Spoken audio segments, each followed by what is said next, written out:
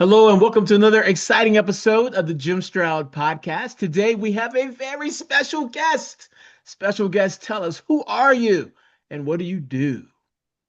Hi, Jim. Good to be with you. My name is Eileen Linnabery. I'm a partner with Vantage Leadership Consulting, and we're experts in hiring effectiveness and job transitions. Nice, nice, nice. Now you're on my radar because I wanted to talk about um, the public sector and people who work in the public sector transitioning over to the private sector, right? So for some recruiters, when they see a resume and they see a government worker, some of their reactions are like, there's a little hesitation there. Why do you think that is? What are they getting wrong? Well, unfortunately, we see organizations getting a lot of things wrong in that regard Okay. when they're evaluating unfamiliar talent, whether that's a government worker trying to go to industry, a background, job title, or university that perhaps your recruiter is unfamiliar with. There's a lot of opportunity for bias to creep in here. But one of the most prominent biases and mistakes that we see with organizations who are hiring or intending to hire folks from the public sector is misinterpreting their backgrounds and making some faulty assumptions. For example, civil servants just want to get a paycheck. They're not working very hard. They get in a job and just sit there spending our tax dollars for their entire careers. Yeah. And that's kind of a flagrant example, which perhaps exists, but we can't say that that's characteristic of the talent pool at large. Do you think that public sector employees are more adaptable in the private sector? Or do you think employers just aren't really good at assessing their talent? They are more adaptable than the public sector may be giving credit for. So that's Okay. um, an assessment error there, Jim. So if you think about stretched budgets, resource constraints, changing priorities, some of the characteristics that your corporate talent may be wrestling with constantly. What government agency doesn't have those same issues, right? That there's a very common mirror there. And so just as your corporate employees have had to spend their time navigating those circumstances, so have your government workers and civil servants. The outcomes and the tasks may look different, but those challenges are very consistent across a variety of different organizations and roles that we would be in, government side or industry side. Yeah. I was looking at the news the other day. Well, not just the other day, but in the news, there's a lot of drama at our airports because of the government shutdown. A lot of TSA agents are like, I'm calling in sick today, or maybe they're looking elsewhere.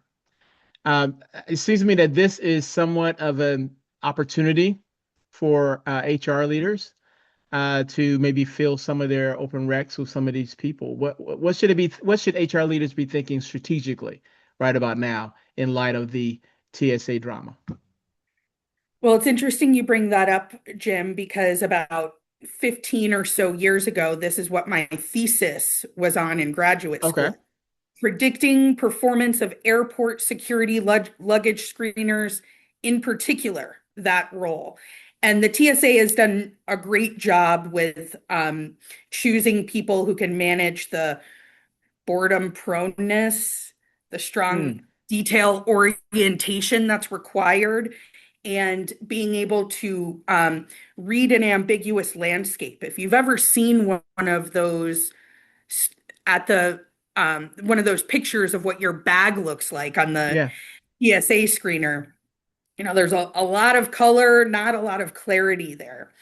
So you think about other jobs where those sorts of skills would be relevant, right? If there's any sort of um, pattern recognition roles, we see this with like your uh, power grids, right? And the folks who are managing your power grids are going to have to be looking at information that's very similar to what a TSA agent would do all day, just looking at screens and screens and screens.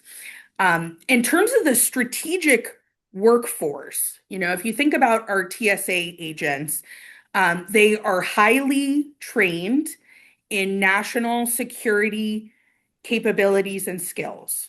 So, where is that relevant to our industry workforce? Certainly, our national defense contractors and organizations like that are working within that space. Also, any sort of organization that would be highly regulated, such as Hmm. a healthcare or many different manufacturing organizations where they're building components that would be highly regulated. All of those industries could be capitalizing on the fact that many of our TSA agents are calling out or perhaps looking for other opportunities right now.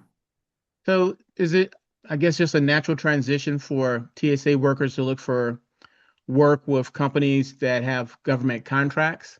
Is that generally how that goes when someone leaves the public sector? They look for companies who are already doing business with the government that's just an easier fit for them, or do they go to other places? We see a lot of that in transition going to government contractors because, and really, it's not because that's where the skills are in best demand, but I would argue that that's because those folks have the best understanding of how the government works to effectively evaluate those capabilities for folks. Yeah, yeah. I'm thinking now of, say, a TSA worker or any worker who's thinking about transitioning, especially every time the government shuts down, which seems like every other day these days. Um, where in the hiring process do these candidates tend to break down most often? Is it during the resume screening, or during recruiter conversations, interview panels, or the final stage decision making? I mean, where does the breakdown happen? Because it seems like with so many federal workers, I imagine, are thinking about leaving government work to work in the private sector. They're dusting off their resumes and they're making transitional moves, but they're not getting the placements that I think, or that many of them think they should have by now. But what do you think the problem is? I see two areas in the process where things are really breaking down for those government workers in transition. The first is in that resume review and how Okay. folks are presenting their experience and presenting their skill set. Even sometimes the titles that are used in those roles can be misinterpreted as being more junior than Hmm. they actually are. So in those resumes, this is, of course, advice no matter what the role is, but you want to be tailoring that resume to what the job description, the posting, and your understanding of the organization is. So you already represent yourself as understanding the landscape and being able to plug in there. The other place where we're really seeing breakdowns, though, are in those final decisions. We're Hmm. seeing organizations becoming increasingly cautious about external hires. So bringing in someone new to the organization is always going to be a bit of an unknown.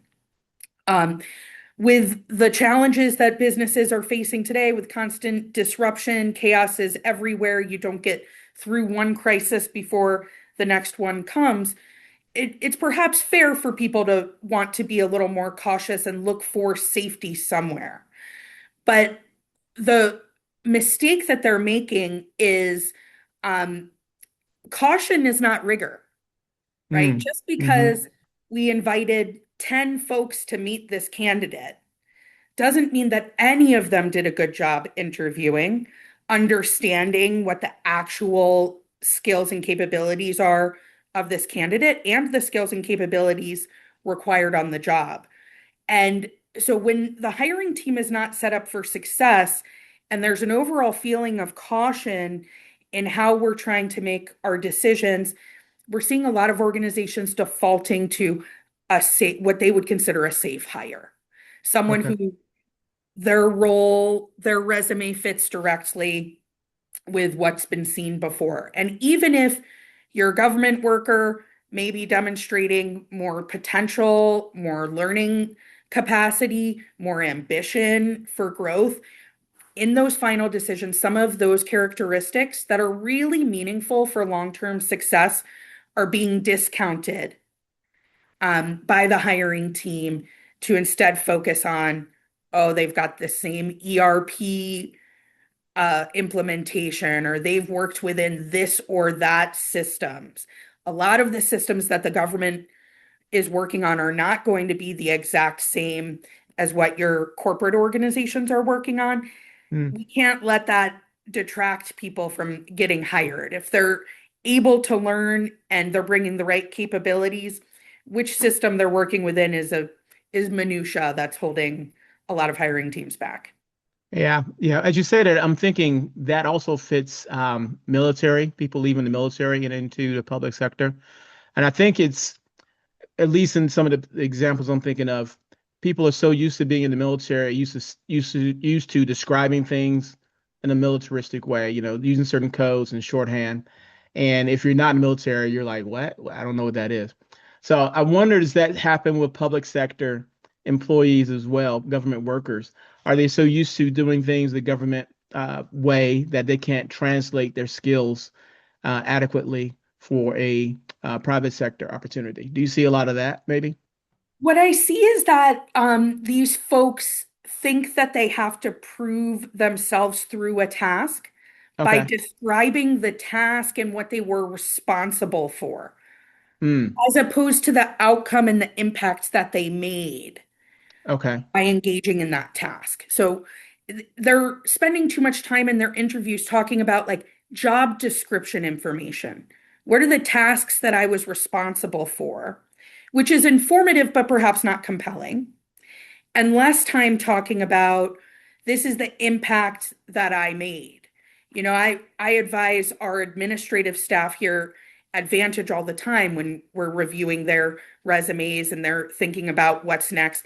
Saying I scheduled this meeting for Eileen is not very compelling, right? But saying I enabled Eileen to be at her best for the Jim Stroud podcast and be informed and on time, and that got us some listeners who hadn't heard about Eileen in the past, right? Those are the things that I want people talking about in their interviews.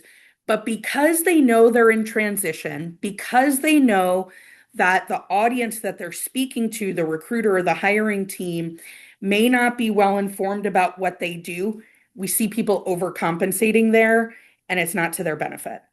Hmm. Hmm. It's ironic. So they may overcompensate and they may come across as overqualified, you think?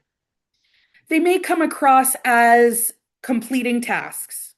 Yeah. Yeah.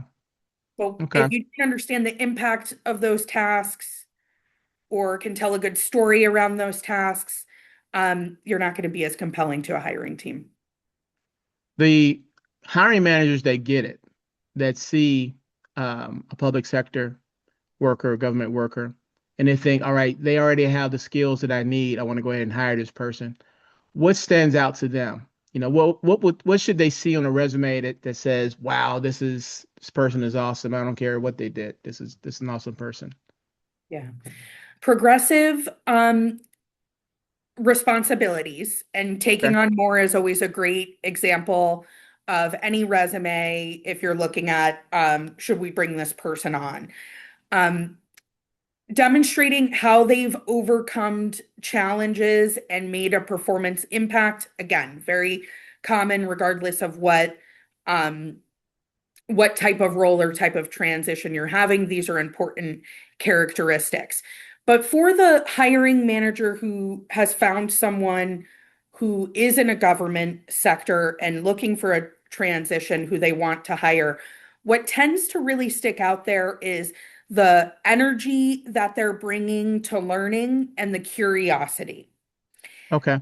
These are sometimes things that are not associated with government workers. We started with some of those stereotypes at the beginning of this conversation. Oh, they're lazy, they're just here for a paycheck. So if we can disrupt those biases by showing up in a way that's counter to what negative thoughts we may have about our government workers or civil servants, that is immediately noticeable to strong hiring managers who get it, like you mentioned.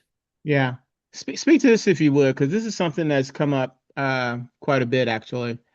AI entering the workplace, and a lot of companies, they're going all in on AI, and a lot of not just public sector workers, but just workers in general, aren't really up to speed a lot on AI, and they may look at that and say, uh, I know some companies are very progressive when it comes to AI in the workplace, but I don't really see a lot of AI examples coming from the government per se, unless you're in defense or something like that. How should someone who is a public sector worker position themselves so they can be seen favorably to potential employers when um, all the hubbub is around AI and the government isn't really known for being cutting edge in AI unless you're in defense or military?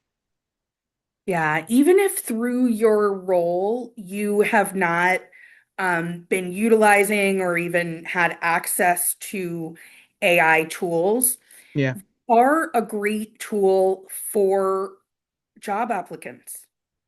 And so you can position how you've utilized AI to prepare you for this interview, to help you reflect on your skill set, and to help you think about how you'd effectively make a transition. AI can be a great reflective tool.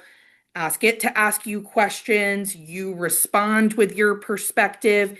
It can give you some advice on how you're positioning your experience against what the job description and expectations are. So that's all fodder for the interview, or even for cover letters or applications that you may be making, that demonstrates that you as a potential employee are out there searching new tools, using them to your benefit, but also that you're really thoughtful about the approach that you're taking to your job and to your transition. In a world where with one click, you can send 100 resumes that may or may not be relevant to the jobs that exist.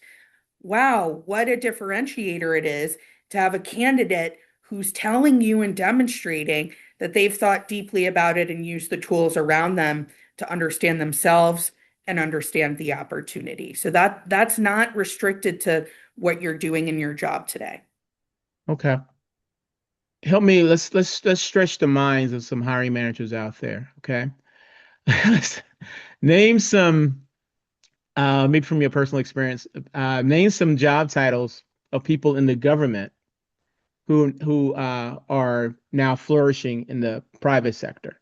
You know, um, say for example, I'm sticking on TSA workers. They're just in the news, and that's in my head. So let's start off with TSA workers. What are some good places that TSA workers could transition to that some companies may be surprised? It's like, oh wow, I had never considered them for these types of roles before. What would be some suggestions there?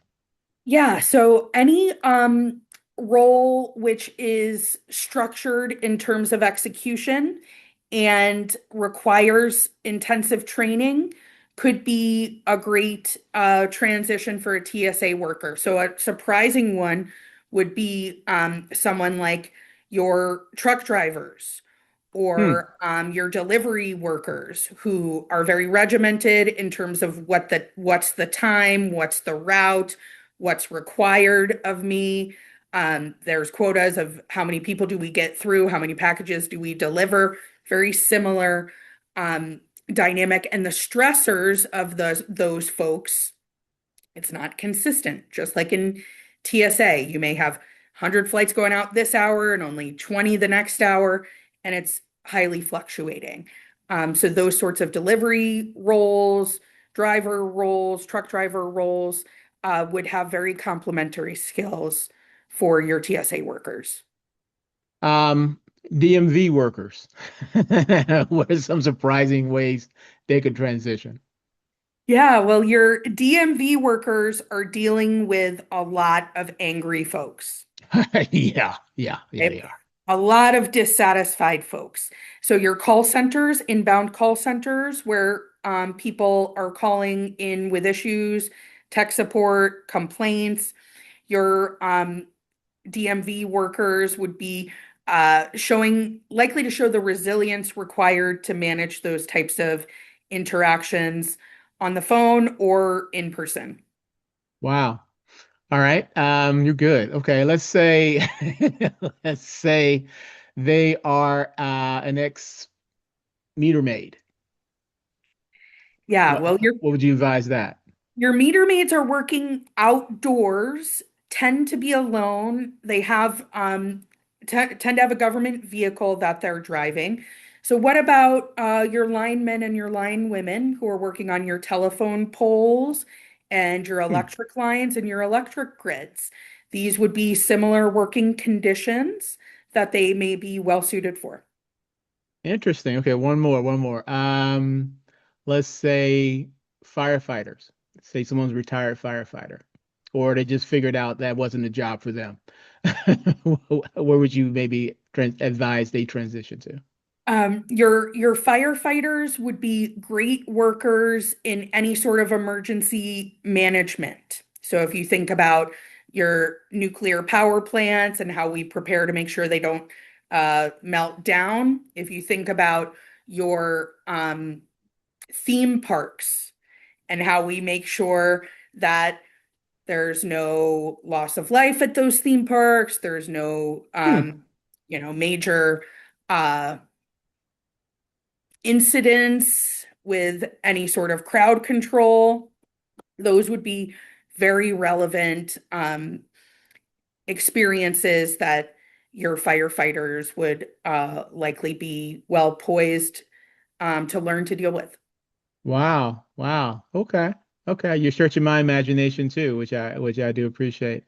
If someone wanted to get in contact with you with more questions about people in the public sector transitioning to the private sector, whether they are a job seeker or whether they are a company and they're thinking about, there are different talent pools out there I haven't considered before.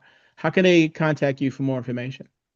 You can always contact me on LinkedIn at Eileen Linnabery on LinkedIn, and you can find out more about our hiring effectiveness services and resources on vantageleadership.com. And we'd love to hear from any of your listeners, Jim. Thanks for having me.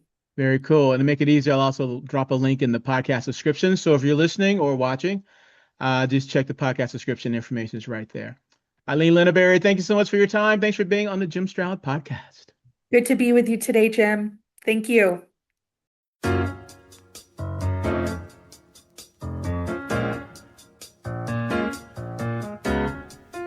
Well, my time is up. I thank you for yours. I'll see you again real soon right here with a brand new episode of the Jim Stroud Podcast.